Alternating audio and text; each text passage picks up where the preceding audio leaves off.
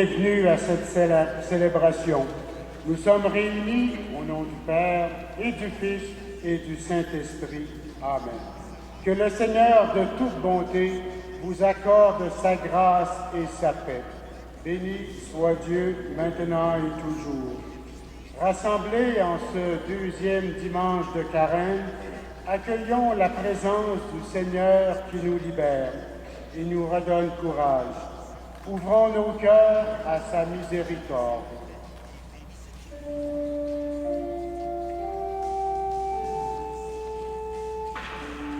Seigneur Jésus, envoyé par le Père pour guérir et sauver les hommes, prends pitié de nous. Prends pitié de nous. Ô Christ venu dans le monde, appelez tous les pécheurs.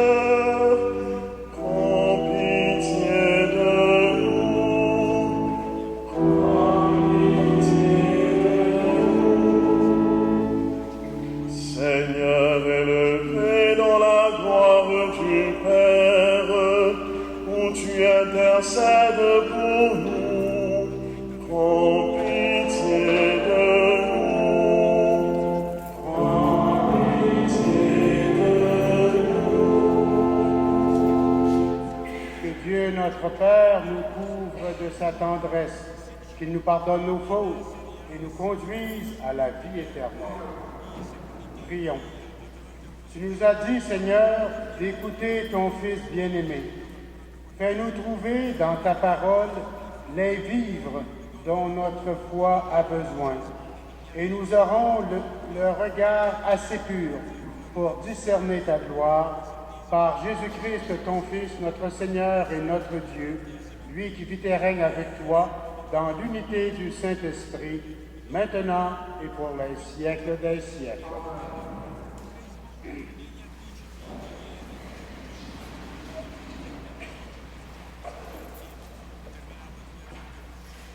Lecture du livre de la Genèse. Le Seigneur parlait à Abraham dans une vision. Puis, il le fit sortir et lui dit, « Regarde le ciel et compte les étoiles si tu le peux. » Et il déclara, « Vois quelle descendance tu auras. » Abraham eut foi dans le Seigneur, et le Seigneur estima qu'il était juste.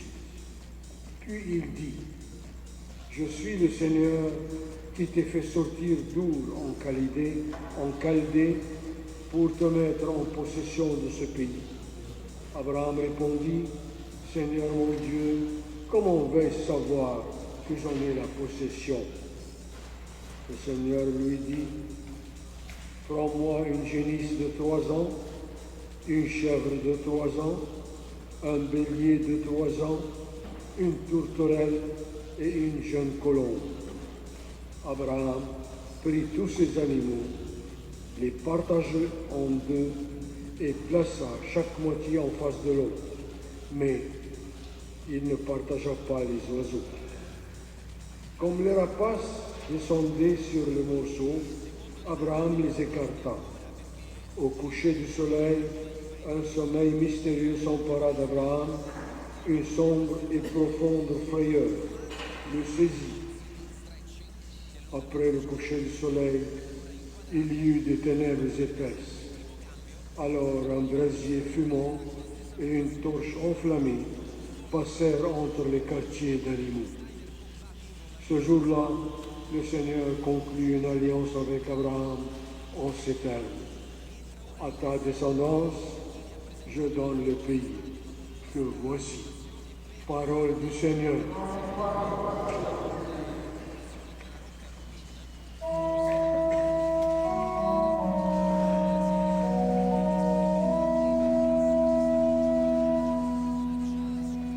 Pitié pour moi, mon Dieu, dans ton amour.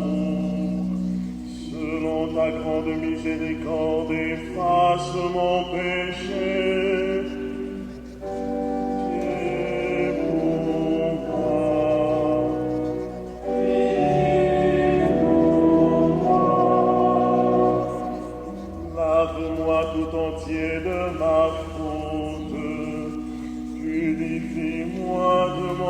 l'offense, pitié pour moi, pitié pour moi.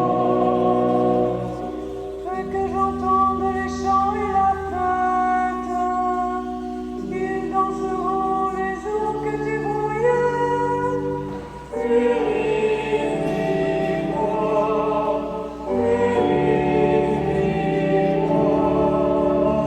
Détourne ta face de mes fautes, enlève tous mes péchés.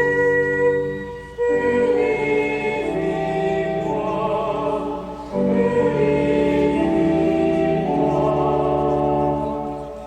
crée en moi un cœur pur, ô mon Dieu.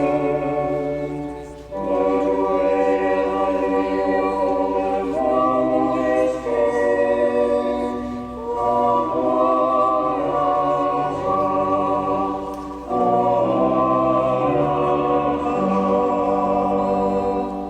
Ne me chasse pas loin de ta face,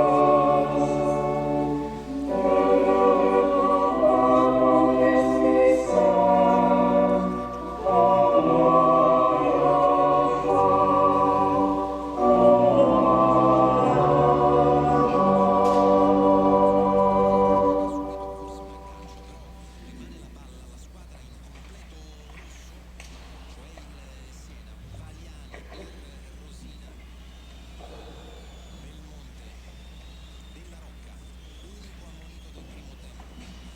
Lecture de la lettre de Saint Paul apôtre aux Philippiens. Frères et sœurs, prenez-moi tous pour modèle et regardez bien ceux qui vivent selon l'exemple que nous vous donnons. Car je vous l'ai souvent dit, et maintenant je le redis en pleurant. Beaucoup de gens vivent en ennemis de la croix du Christ. Ils vont tous à leur perte. Leur Dieu, c'est leur ventre. Et ils mettent leur gloire dans ce qui fait leur honte. Ils ne tendent que vers les choses de la terre. Mais nous sommes citoyens des cieux. C'est à ce titre que nous attendons comme Sauveur le Seigneur Jésus-Christ. Lui qui transformera nos pauvres corps à l'image de son corps glorieux, avec la puissance qui le rend capable aussi de tout dominer. Ainsi, mes frères et sœurs bien-aimés, que je désire tant revoir, vous, ma joie et ma récompense, tenez bon dans le Seigneur, mes bien-aimés. Parole du Seigneur.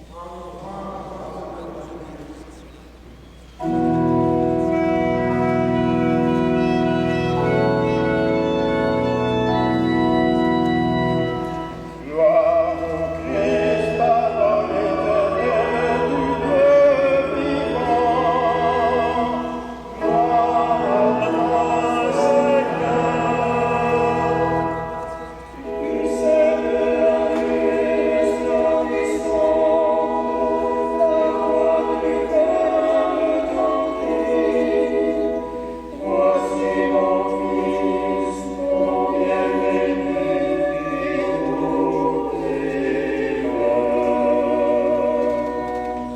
gloire au Christ, parole éternelle du Dieu vivant. Gloire à toi, Seigneur. Gloire à toi, Seigneur.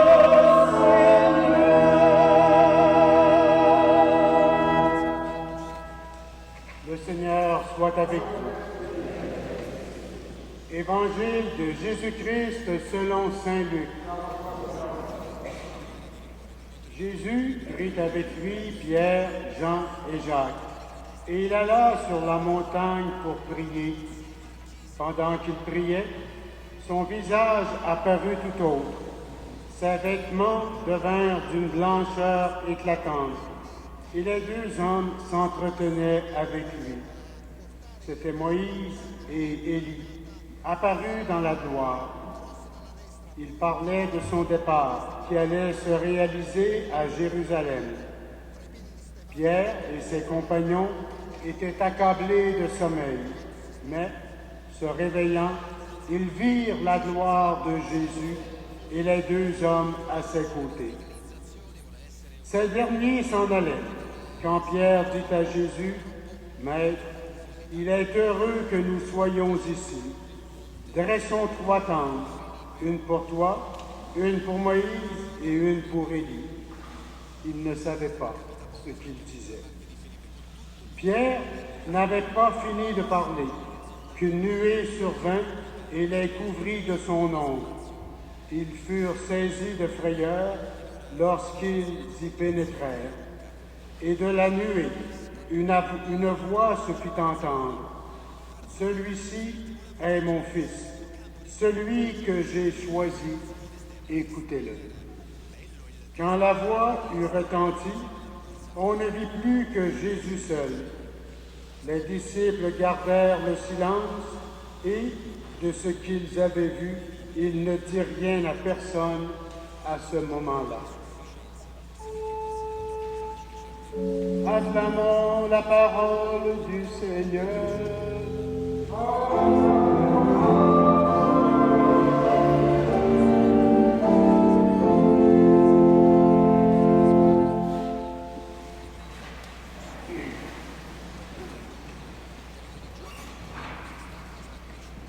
Aujourd'hui, deuxième dimanche du Carême, nous avons entendu comme évangile le récit de la transfiguration de Jésus sur la montagne.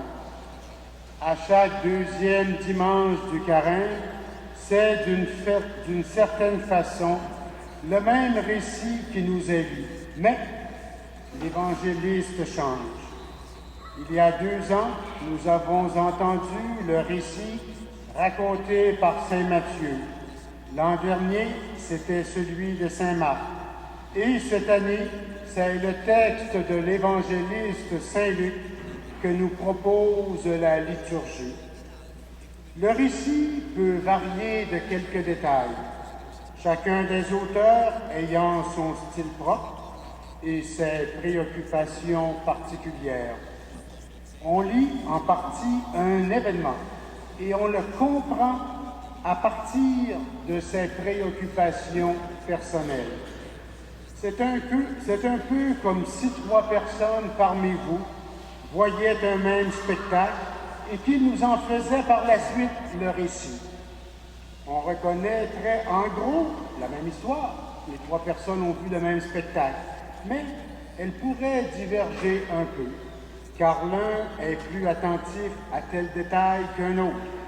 L'un retiendra plus l'atmosphère générale, un autre insistera plus sur les costumes, un autre sur l'échange des paroles, etc.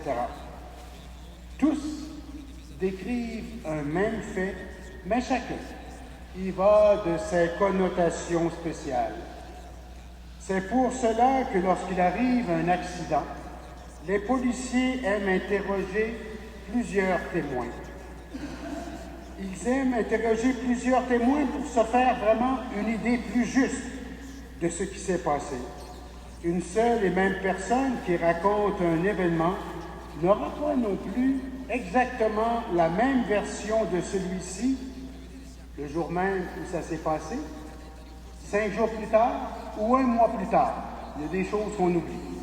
Sans vouloir faire par exprès, des choses nous ont impressionnés, d'autres moins. C'est là qu'on voit que notre mémoire est sélective d'une certaine façon. Vous vous rappelez de façon bien précise un détail, tandis que votre voisin ne se rappellera pas du tout du même détail. Ce n'est pas ce qui l'a frappé. Pourtant, les deux ont vu ou entendu la même chose. Prenez par exemple l'homélie que je suis en train de vous donner. Votre conjoint a entendu en principe les mêmes choses que vous. Vous parlez avec lui ou avec elle de mon homélie. Y a-tu dit ça? Je n'ai pas remarqué. Non, c'est ça qui est dit.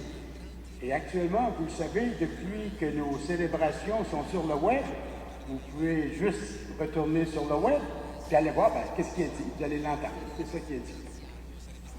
Je me rappelle quand j'étais recteur du sanctuaire Saint-Jean. J'avais prêché, je ne me rappelle plus sur quel thème, j'avais prêché un dimanche. Et puis le lundi, je prenais ma marche de santé le long de la Saint-Denis et je rencontre un paroissien qui était là souvent.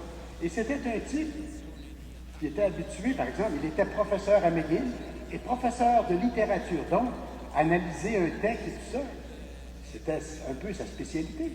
Il était bon là-dedans. Alors, il me dit toujours, il dit, Père Rius, il dit, je tiens à vous le dire, vous m'avez blessé dimanche dans votre homélie. Ah bon? Pourquoi je vous ai blessé? Qu'est-ce que j'ai dit qui vous a blessé? Il dit, à un moment donné, quand vous avez dit telle chose, je dis, j'ai pas dit ça. Il dit, êtes-vous sûr? Je dis, oui, je suis sûr. Puis là, on n'était pas tellement loin du 8 sur Saint-Denis. J'ai dit, avez-vous le temps? Viens avec moi, on va aller à mon bureau. Puis mon texte, mon homélie, là, je l'ai. Puis des fois, j'en sors un petit peu, mais habituellement, c'est ça que je dis. Et puis, on va la regarder. Il dit, c'est vrai, vous n'avez pas dit ça. Qu'est-ce qui s'est passé? J'avais dit, je ne sais pas trop quoi. Après ça, lui, son esprit, là, il cessait de m'écouter, puis là, il pensait à d'autres choses. Puis là, il disait, c'est ça, l'Église qui revient encore là-dessus, puis là-dessus, puis là-dessus. Moi, je n'avais pas dit un mot là-dessus. Alors là, il s'est dit, je m'excuse. Il avait son texte dans ses mains, je m'excuse, et maintenant, je vais essayer de réparer le tort que j'ai fait. Je dis, merci beaucoup, essayez de le réparer. Revenons à l'Évangile d'aujourd'hui. Dans la version de Saint-Luc, de cet événement de la transfiguration que nous venons de lire, on nous dit que Jésus est monté sur la montagne pour prier. Au cours de sa vie, on voit très souvent Jésus se retirer du brouhaha de la vie pour aller sur la montagne, pour prier Dieu, son Dieu, pour le rencontrer. Il va sur la montagne pour prier. Et nous savons bien que dans l'histoire du peuple choisi, la montagne est le lieu privilégié où Dieu se révèle, où Dieu dit qui il est. C'est un détail, mais c'est important. La transfiguration a lieu sur une haute montagne. Voilà que c'est là qu'aura lieu la transfiguration de Jésus en présence d'Élie et de Moïse, et devant les apôtres, Pierre, Jean et Jacques. Un détail, présence de Élie et Moïse. C'est pas pour dire. Élie représente tous les prophètes qui ont parlé, qui ont révélé Dieu au nom de tout l'Ancien Testament. Moïse représente la loi qui a été donnée. Alors, ce n'est pas un détail non important, c'est important que la transfiguration s'est passée en leur présence. Notons que Jésus, pendant qu'il priait, sa figure se transforme. Son visage apparut tout autre, et ses vêtements d'une blancheur éclatante. Ce changement qui s'opère en Jésus touche et transforme les apôtres. Ils sont apeurés.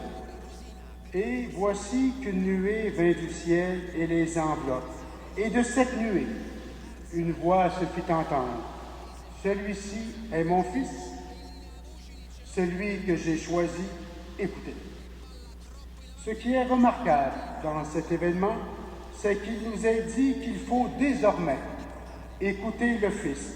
Et cette phrase proclamée en présence d'Élie et de Moïse est importante aussi. Cet événement grandiose qui renforce la confiance des apôtres en Jésus s'est passé après l'annonce de sa mort et de sa passion. Annonce qui avait passablement déstabilisé les apôtres.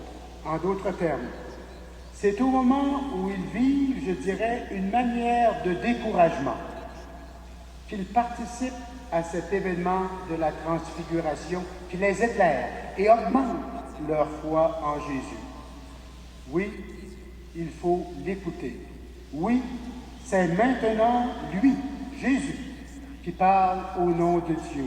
C'est lui la parfaite révélation de Dieu.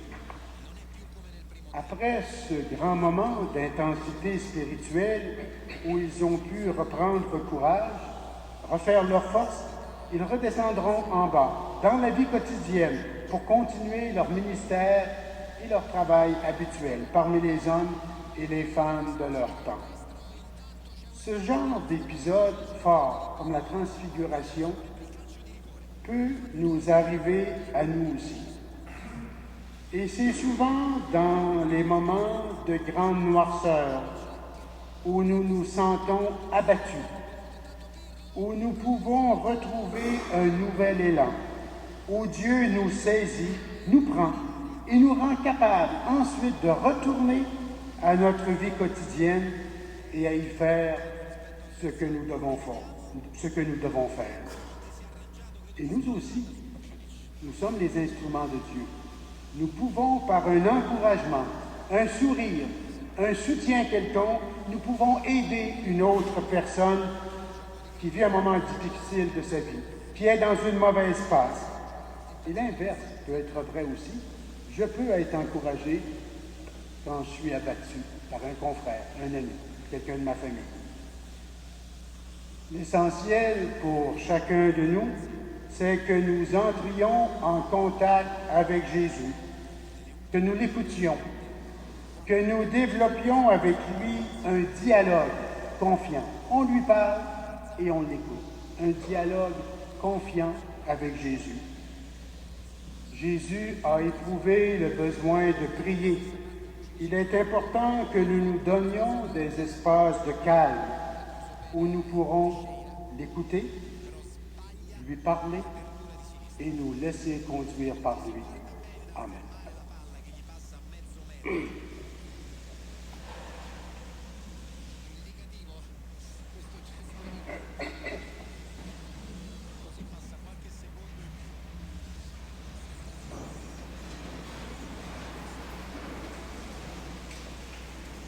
Ensemble et avec fierté, chantons notre foi. Je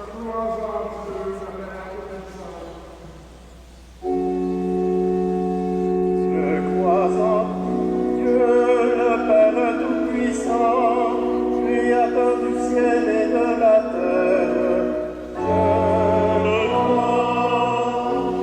Je crois en Jésus-Christ, son Fils unique, notre Seigneur, qui a été conçu du Saint-Esprit, et de la Vierge Marie. A souffert sous Ponce Pilate, a été crucifié, est mort, a été enseveli, est descendu aux enfers, est ressuscité des morts le troisième jour. Est monté aux cieux, est assis à la droite de Dieu, le Père Tout-Puissant, d'où il viendra juger les vivants et les morts. Je crois au Saint-Esprit, à la Sainte Église catholique, à la communion des saints, à la rémission des péchés, à la résurrection de la chair, à la vie éternelle.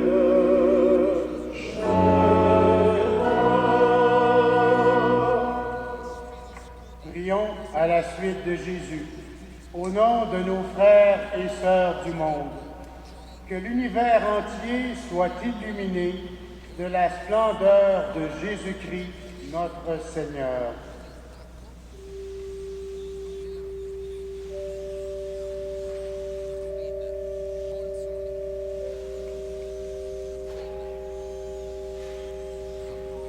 Louange à toi, Jésus transfiguré. Nous te prions pour ceux et celles qui, dans l'Église, exercent le ministère de la parole, qu'ils trouvent les mots qui permettront une redécouverte du message évangélique.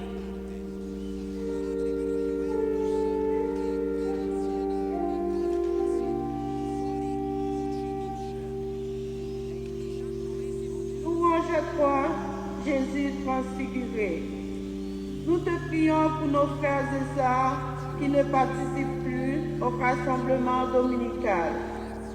Pour les personnes qui, pour une raison ou une autre, ont pris leur distance par rapport à l'Église.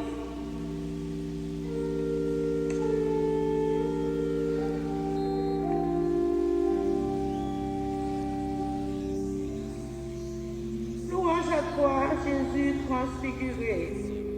Nous te prions pour nos frères et sœurs malades, pour ceux et celles qui attendent la mort et pour celles et ceux qui sont déjà retournés vers la maison du Père.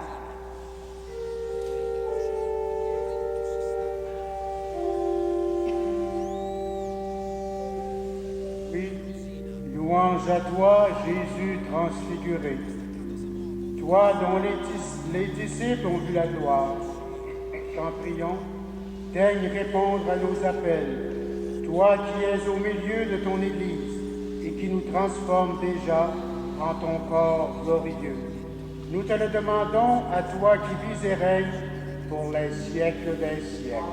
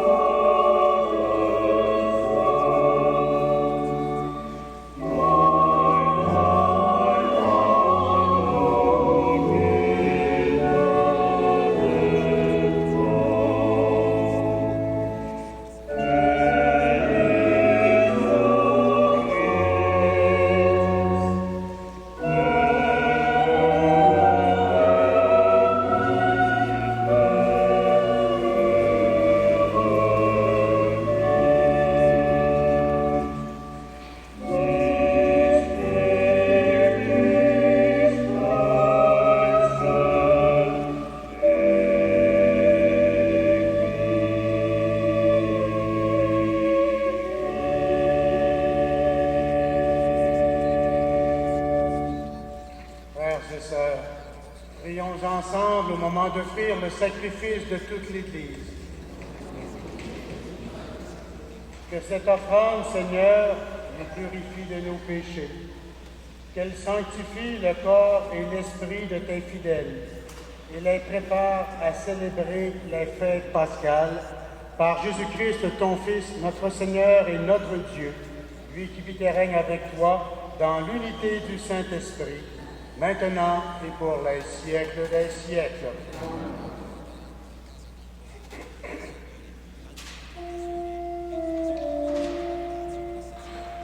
Le Seigneur soit avec vous.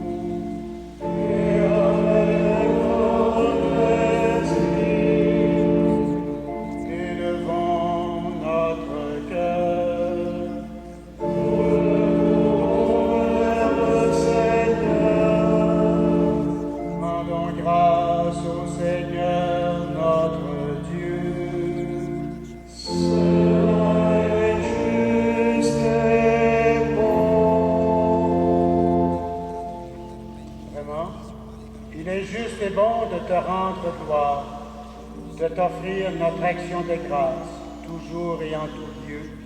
À toi, Père très saint, Dieu éternel et tout-puissant, par le Christ notre Seigneur. Après avoir prédit sa mort à ses disciples, il les mena sur la montagne sainte, en présence de Moïse et du prophète Élie. Il a manifesté sa splendeur. Il nous révélait ainsi que sa passion le conduirait à la gloire de la résurrection. C'est pourquoi, avec tous les anges et tous les saints, nous chantons l'hymne de ta gloire et nous proclamons.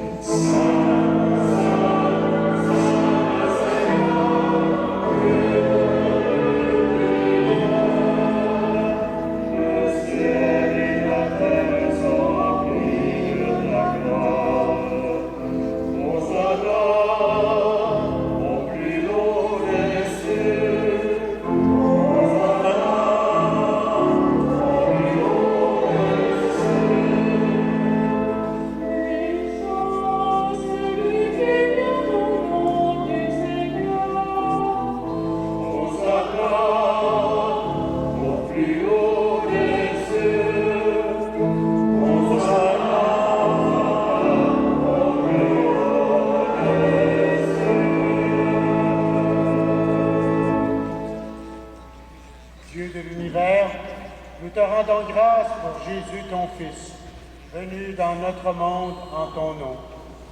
Il est la parole qui sauve les hommes. Il est la main que tu tends aux pécheurs. Il est le chemin par où nous arrive la paix véritable. Alors que nous étions loin de toi, Dieu notre Père, c'est par lui que tu nous as fait revenir. C'est lui, ton propre Fils, qui a été livré au pouvoir des hommes, afin que nous soyons par sa mort en paix avec toi et entre nous. Aussi, pouvons-nous maintenant célébrer en reconnaissance le mystère de cette réconciliation qu'il nous a lui-même obtenue. Envoie ton esprit sur la coupe, envoie ton esprit sur le pain. Envoie ton esprit sur la coupe, envoie ton esprit sur le pain. Nous t'en prions, Père, sanctifie ces offrandes par la puissance de ton Esprit, alors que nous accomplissons ce que Jésus nous a dit de faire. Au cours du repas qu'il partageait avec ses disciples, avant de s'offrir à toi pour notre libération, il prit le pain. En te rendant grâce, il le rompit de ses propres mains et le donna aux disciples en leur disant: Prenez et mangez-en tous, ceci est mon corps livré pour vous. Amen, amen,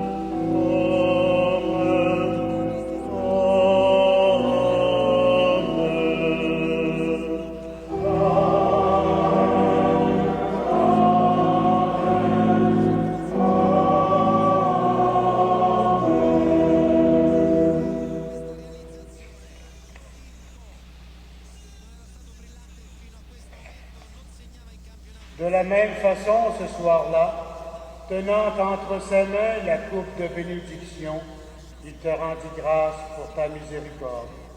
Puis, il donna la coupe à ses disciples en leur disant: Venez et buvez-en tous, car ceci est la coupe de mon sang, le sang de l'alliance nouvelle,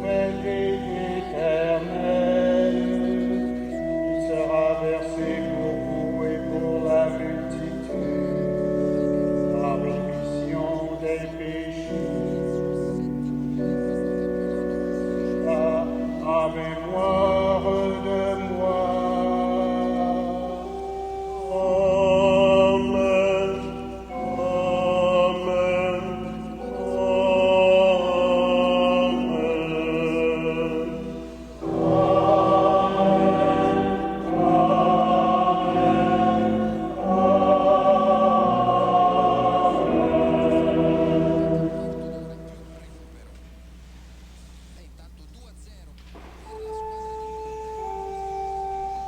Nous mangeons ce pain et buvons à cette coupe le mystère de la foi. Nous rappelons ta mort, Seigneur ressuscité. Nous attendons ta venue dans la gloire. Nous attendons ta venue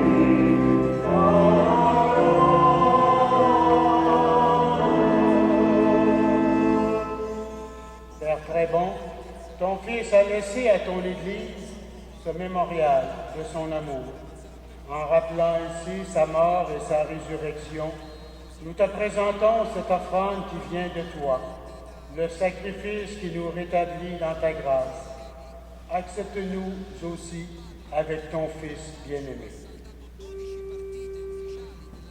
Envoie ton esprit sur ton peuple. Envoie ton esprit sur ton peuple rassemblé. Envoie ton esprit sur ton peuple. Envoie ton esprit sur ton peuple rassemblé. Donne-nous dans ce repas ton Esprit Saint, qu'il fasse disparaître les causes de nos divisions, qu'il nous établisse dans une charité plus grande, en communion avec le pape Benoît XVI, notre évêque Christian, le collège épiscopal et ton peuple tout entier. Fais de ton Église en ce monde le signe visible de l'unité et la servante de la paix. Souviens-toi de nos frères et de nos sœurs qui nous ont quittés, et particulièrement de Monsieur Marcel Bilodeau. Et comme tu nous rassembles ici, dans la communion de la bienheureuse Mère de Dieu, la Vierge Marie, l'Immaculée Conception, et de tous les saints du ciel, autour de la table de ton Christ, daigne rassembler un jour les hommes et les femmes de tout pays, de toute langue, de toute race et de toute culture, au banquet de ton royaume. Alors, nous pourrons célébrer l'unité enfin accomplie et la paix définitivement acquise par Jésus le Christ notre Seigneur. Par lui, avec lui et en lui, à toi, Dieu le Père Tout-Puissant, dans l'unité du Saint-Esprit, tout honneur et toute gloire pour les siècles des siècles. Amen. Amen.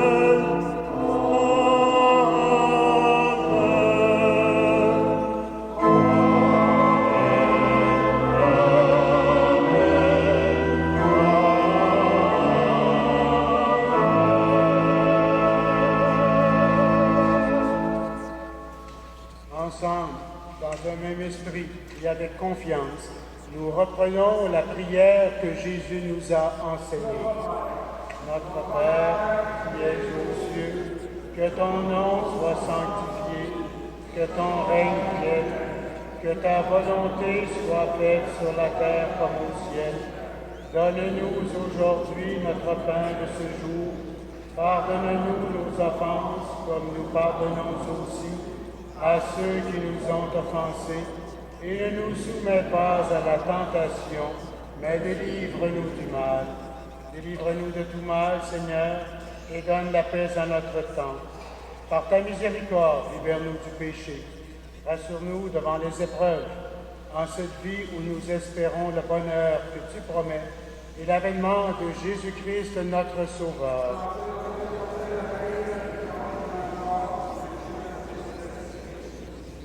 Seigneur Jésus-Christ, tu dis à tes apôtres, je vous laisse la paix, je vous donne ma paix.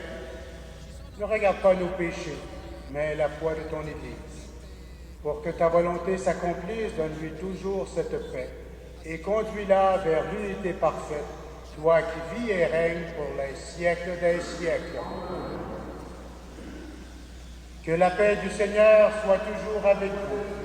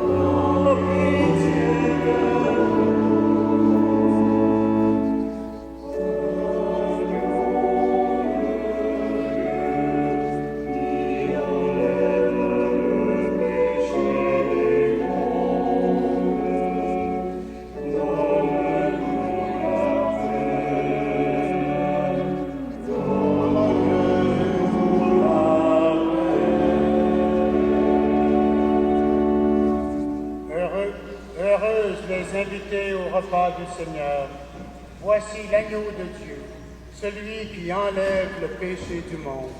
Seigneur, je ne suis pas digne de te recevoir, mais dis seulement une parole et je serai guéri.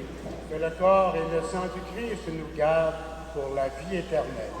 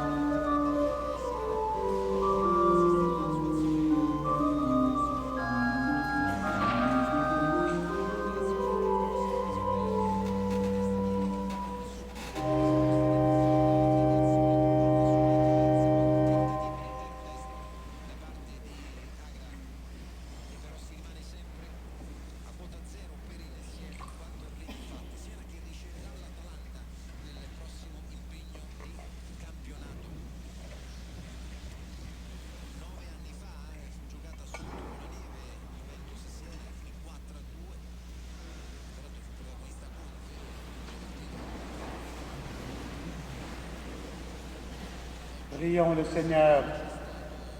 Pour avoir communié, Seigneur, au mystère de ta gloire, nous voulons te remercier, toi qui nous donnes déjà cette vie, d'avoir part au bien de ton royaume, par Jésus-Christ, ton Fils, notre Seigneur et notre Dieu, lui qui vit et règne avec toi dans l'unité du Saint-Esprit, maintenant et pour les siècles des siècles. Deux petites annonces. Il y a ici ce feuillet aux portes de l'Église qui vous annonce toutes les retraites ou conférences qu'il y a dans le diocèse de Montréal durant la période du carême. Vous avez les numéros de téléphone pour avoir de l'information qui donne la retraite. Et par exemple, mon confrère Benoît Lacroix donne une conférence, je ne sais plus trop quel soir, à Laval. Deuxième point, vous vous rappelez qu'il y a quelques semaines, Madame Ginette Larochelle était venue nous rencontrer pour faire signer une pétition, ceux qui voulaient que nous ayons une réunion pour toute la question du problème de la circulation sur Rachel. Alors, lundi prochain, le 25 février, à compter de 19h30, il y aura au restaurant Mme Bolduc, au coin de Rachel et de Lormier, une rencontre avec le conseiller d'arrondissement, Carl Boileau, pour ceux qui veulent s'exprimer et dire ce qu'ils pensent de la question de la circulation. Et j'ai pas fait de faute de français, là. C'est bien le nom du restaurant, c'est pas que j'ai mal prononcé, c'est Mme Bolduc, au coin de Marianne et de Lormier. Le Seigneur soit avec vous. Que Dieu Tout-Puissant vous bénisse, lui qui est Père, Fils et Esprit Saint. Bon dimanche, bonne semaine, allez dans la paix du Christ.